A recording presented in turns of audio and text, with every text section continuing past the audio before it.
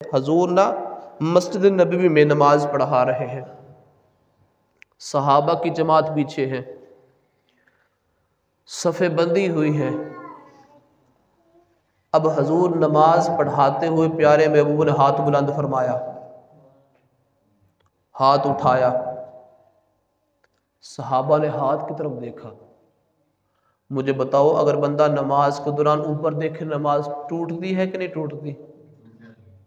بندہ اوپر دیکھے نماز ٹوٹ گئی، دائیں دیکھے نماز ٹوٹ گئی، بائیں دیکھے نماز ٹوٹ گئی۔ صحابہ نے دیکھا کہ رب کے محبوب نے ہاتھ اٹھایا ہے، صحابہ نے ہاتھ کو دیکھا۔ صحابہ فرماتے ہیں حضور نے ہاتھ اٹھایا، ہم نے دیکھ لیا، نماز ٹوٹی نہیں، نماز چل رہی ہے، نماز ٹوٹ نہیں رہی، نماز چل رہی ہے۔ اور بھائی بتاؤ نا کہ جو لوگ یہ کہتے ہیں اگر نماز کے دوران نبی کا خیال آ جائے نماز ہوتی نہیں، پھر ان سے پوچھو نا تم خیال کی باتیں کر رہے ہو؟ صحابہ کے سامنے نبی ہے، ہاتھ اٹھاتے ہیں، حضور صحابہ ہاتھ کو دیکھتے ہیں، ان کی نماز ٹوٹتی نہیں، تو خیال سے کیسے ٹوٹ جائے گی؟ بلکہ ہمارے شیخ کامل تو فرماتے ہیں ہماری نماز ہوتی نہیں جب تک یار کا خیال نہ آ جائے۔ ہماری تو ہوتی نہیں نا۔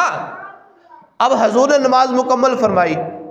انسان کا قد کتنا ہوتا ہے؟ 5 فٹ ہو، ہاتھ اٹھائے تو 7 فٹ بن گیا، اتنا ہوتا ہے۔ اب کریم رسول کی بصارت بتانے لگا ہوں۔ اب حضور نے ہاتھ اٹھایا ہے، صحابہ نے پوچھا، عرض کیا آقا آج نماز پڑھانے کا انداز نرالا تھا۔ صحابہ کیا ہوا؟ عرض کیا آقا ہم نے دیکھا کہ آپ نے ہاتھ اٹھایا تھا۔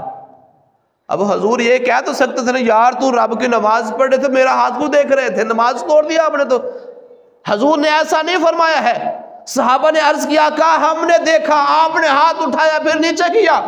حضور آج نرالا انداز تھا۔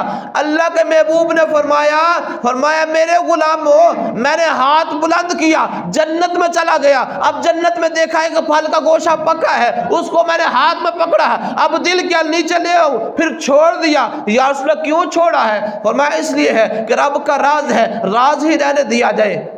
بھائی جو نماز کو طرح ہاتھ اٹھاتا ہے تو جنت میں چلا جاتا ہے، جو ہاتھ اٹھائے جنت میں چلا جائے۔ اب جنت میں درخت لگا ہے، درخت کی بھی بلندی ہوگی، اب وہ پھل پکا ہے۔ حضور فرماتے ہیں میں نماز پڑھا رہا ہوں مسجد نبوی میں، مصلی پہ کھڑا ہوں، ہاتھ اٹھایا ہے، ہاتھ جنت میں گیا، وہاں پھل دیکھ بھی لیا ہے، اس کو توڑنے لگا۔ جس کا ہاتھ اٹھائے جنت میں جاتا ہے، اس کی آنکھ کہاں تک جاتی ہوگی؟